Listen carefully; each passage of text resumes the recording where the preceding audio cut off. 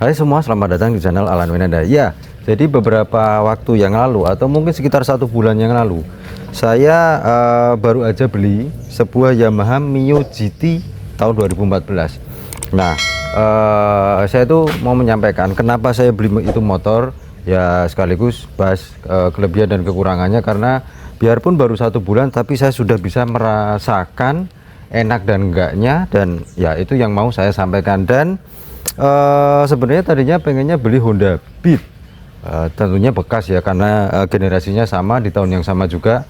Tapi karena saya penasaran, belum pernah pakai motor atau motor apapun dari Yamaha yang sudah menggunakan teknologi injeksi. Jadi kalau Mio karburator dulu udah pernah, itu juga udah nggak ada lagi motornya. Nah, saya penasaran, pengen pakai itu motor, dan langsung aja simak videonya sampai selesai. Yamaha Mio GT tahun 2014.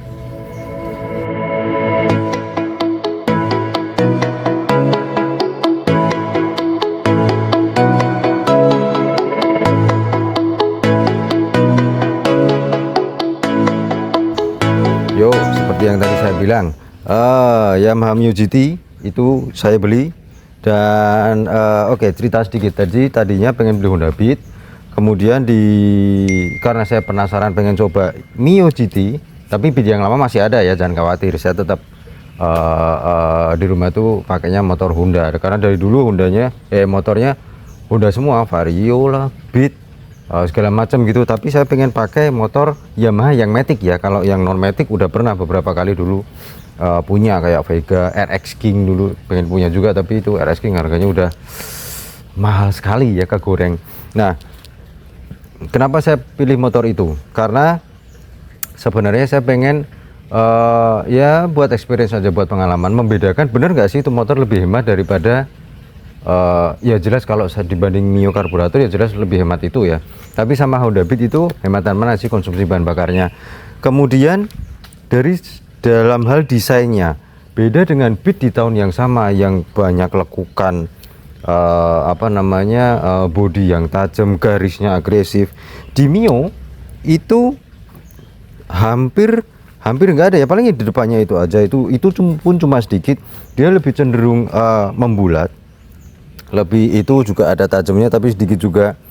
Dia lebih ke arah tampil apa adanya, nggak banyak aneh-aneh dan desain yang macam-macam, tapi justru itu yang bikin enak dilihat. Itu yang bikin rasanya tuh motornya tuh awet muda. Kalau orang tuh nggak banyak dandan, nggak banyak make up, apa adanya, jadi kulitnya terawat kan, nah itu kelihatan awet muda. Itulah yang terjadi atau yang ada di sebuah Yamaha Mio GT. Dan basicnya itu sebenarnya Mio J, tapi cuman bedanya di ya beberapa pilihan warna, kemudian striping atau stikernya. Sama kalau Mio J, lampu senya itu kepisah di situ. Nah, lampu lampu senjanya atau lampu kotanya juga nggak di situ. Nah, di Mio GT lampu senja, lampu kota sama lampu senya jadi satu di bagian dek depan yang agak ke bawah situ. Cuman lampu depannya memang masih ikut stang, nggak kayak Beat yang ada di dek depan. Nah, dari segi desain saya suka, dari depan, samping sampai ke belakang, nanti akan kita lihat. Dan yang setelahnya adalah kenapa saya pilih itu, karena pilihan warnanya. Kebanyakan warna Mio J dan Mio GT itu putih, nanti stikernya warnanya merah, atau putih warnanya stiker hitam.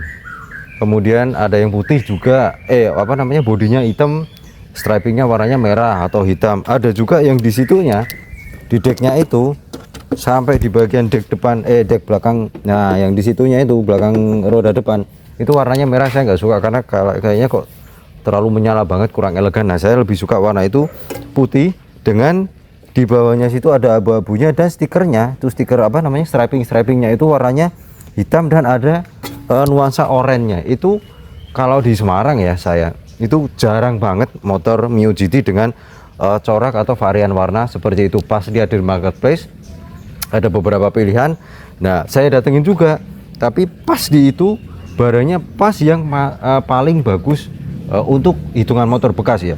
Memang masih bagus banget, catnya full original, metaliknya aja masih kelihatan di situ, dan hampir nggak ada lecet. Ada lecet namanya juga motor bekas, beberapa lecet-lecet pemakaian, tapi itu pun juga nggak banyak. Nah, di bawah kita lihat ke rodanya banyak itu dia pakai ban ukuran ring 14 sama kayak Beat juga tentunya. Yang depan itu ukurannya 70/90 R14 dan dia remnya udah cakram, piston sorry, piston remnya itu satu. Nah, tapi sayang Mio dari dulu generasi pertama sampai ke Mio yang setelahnya itu yang M3 kalau nggak salah, yang satu udah 125 cc Blue Core sama Mio Z itu kok velgnya sama ya desainnya. Cuman memang ada beberapa pilihan dari Mio J, dan oh ya Mio J itu ada yang Mio J Tin juga kalau nggak salah waktu itu. Itu warna bodinya apa, nanti velgnya warnanya putih. Nah kebetulan di situ saya pilih yang velg warna hitam. Cuman itu ada stiker Honestnya itu tambahan aja ya, sama pemilik lama emang udah dipasang itu. Nah enak sih dilihat desainnya. Jadi memang ada garisnya dikit-dikit, tapi ya lebih ke banyak membulatnya daripada tajam-tajamnya gitu. Itu yang kenapa saya pilih motor itu. Nah mungkin kamera akan saya pindah ke samping ya biar lebih jelas kelihatan. Nah itu di bagian samping, sorry saya di bawah pohon karena cuacanya itu tadi hujan deras banget dan baru aja reda, masih sedikit gerimis. Nah jadi nggak masalah, kita tetap buat konten aja dan syahdu juga karena habis hujan gitu ya, masih agak adem-adem gimana gitu rasanya. Dan itu di bagian samping itu Mio, nggak tahu kenapa padahal kalau disebelahin sama Beat panjangnya itu sama, lebarnya sama, tapi dia kelihatan lebih ringkas atau lebih simpel ya. Bodinya tuh seakan-akan kayak lebih kecil gitu. Itu kenapa saya pilih itu dan simple, apalagi kalau pas dipakai harian. Nah kalau di atasnya itu standar ya, speedometernya masih analog.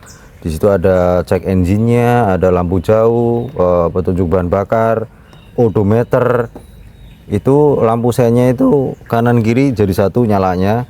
Dan masih saya kalau motor emang saya biarkan standar, nggak pernah dimodif sedikit pun juga, karena saya lebih suka yang standar, lebih nyaman juga karena itu mengingat motor yang sering dipakai tiap hari, biarpun ada motor lainnya yang dipakai gantian. Nah kalau dari samping itu manis banget kelihatannya karena dia itu tadi apa adanya, desainnya baik dari dari depan, dari sampingnya, kombinasi warnanya itu pas banget. Di situ putih, kemudian orange, ada greynya, di situnya hitam. Nah itu yang saya suka karena ada yang situnya itu merah sampai ke depannya situ juga. Nah itu saya kurang suka, saya lebih suka yang warna hitam seperti itu. Kemudian di box filternya itu juga nggak begitu besar, tapi dia agak ke dalam desainnya. Nah itu suspensinya pakai ya jelas monoshock ya karena motor matic. Masih bagus sih itu ada. Nah tuh yang tadi saya bilang ada lecet-lecet pemakaian, tapi masih bagus karena itu motor udah saya bawa ke bengkel, itu lecet pemakaian itu. Oh ya motornya nggak dijual ya karena saya bukan pedagang kendaraan gitu. Nah ban belakangnya itu pakai ukuran 80/90 tuh, banyak kursa. Nah 80/90 R14 memang motor matic Honda sama Yamaha ukuran bannya itu lebih gede Honda daripada Yamaha. Yamaha itu lebih kecil tapi lebih ringkas ya, lebih simpel gitu kelihatannya. Tuh standar tengahnya juga masih bagus. Nah memang ada sedikit lecet dan itu tadi habis dicuci tapi kehujanan lagi ya, wajar lah namanya juga musim hujan di bulan Desember gitu ya. Nah dia pendinginnya masih pakai kipas, enggak pakai pendingin cairan atau radiator, cuman kipasnya itu rapi karena di situ ditutup cover. Jadi itu ada tutup covernya, ada tulisannya Yamaha juga. Beda dengan Beat atau Vario yang 110 itu kan kebuka kipasnya di samping itu dia enggak kebuka gitu. Dan knalpotnya warnanya juga ada yang pudar sedikit, itu salahnya mungkin sering dikasih bukan minyak silikon. Harusnya sih nggak boleh ya karena kalau kena panas jadinya akan seperti itu. Dan covernya masih lengkap ya.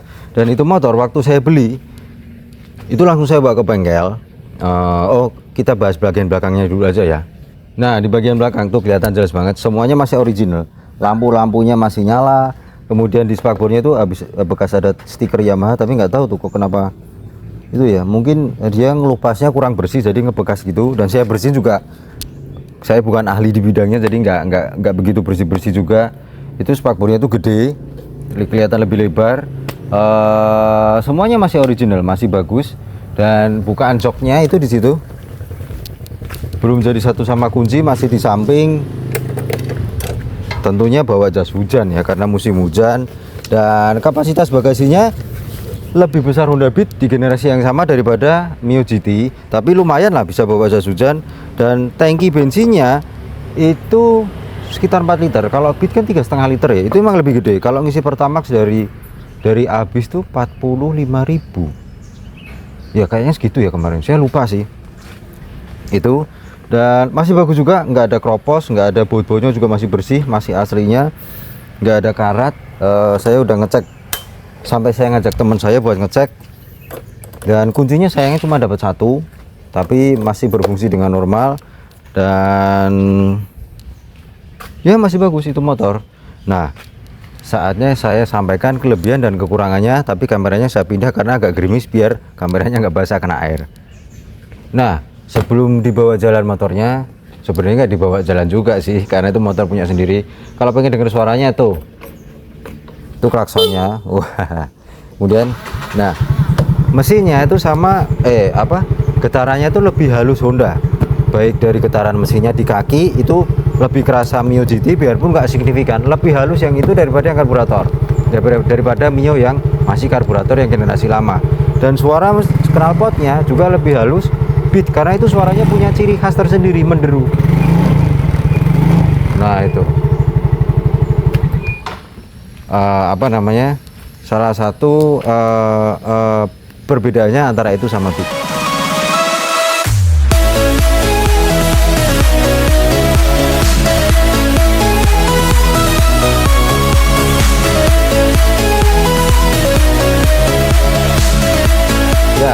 Sorry karena mukanya mungkin agak nggak seger atau basah ya, karena tadi hujan lagi, jadi neduh dulu bentar. Nah udah reda, kita lanjut bahas itu motor.